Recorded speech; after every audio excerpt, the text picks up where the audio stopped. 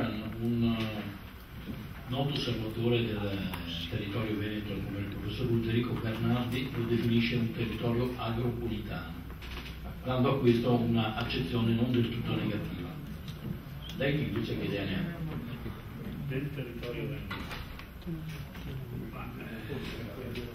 In uno studio di qualche anno fa, 5-6 anni fa, si diceva, risultava che facendo un cerchio, tracciando un cerchio di 10 km, si intercettava sempre e comunque un centro abitato. Credo che peggio di così non possa andare, nel senso che qual è il problema? I problemi sono quelli legati a tutta quella serie di attrezzature di scala, come dire, urbana, di scala tipo le discariche, le RSU, che dovrebbero essere, hanno delle distanze di rispetto appunto agli edifici, rispetto agli abitati, ma a loro volta non si riescono a collocare proprio perché si intercettano comunque sempre ed in continuazione centri abitati.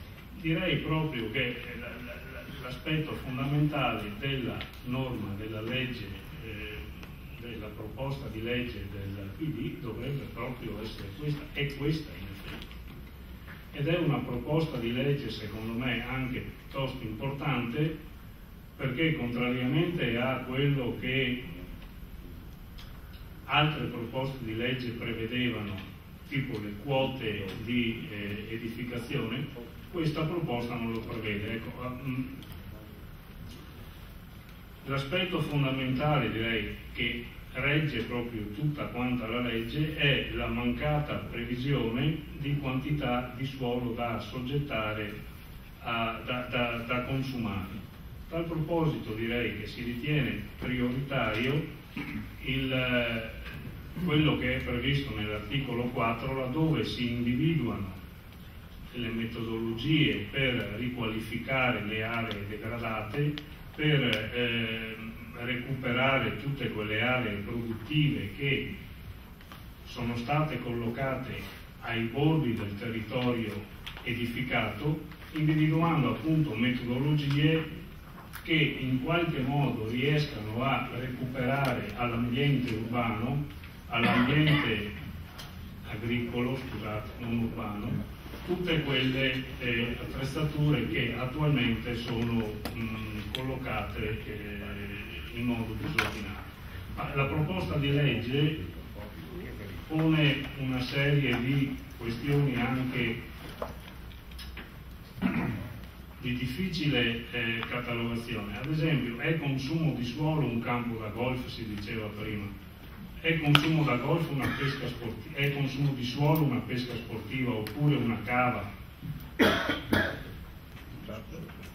Certo che è consumo di suolo, ma allora sono tutte quelle attrezzature che dovrebbero essere oggetto di ulteriori studi, ulteriori interventi, e proprio per questo si rinvia ad una serie di collaborazione con i comuni e ad interventi della Regione che preveda una serie di metodologie, una serie di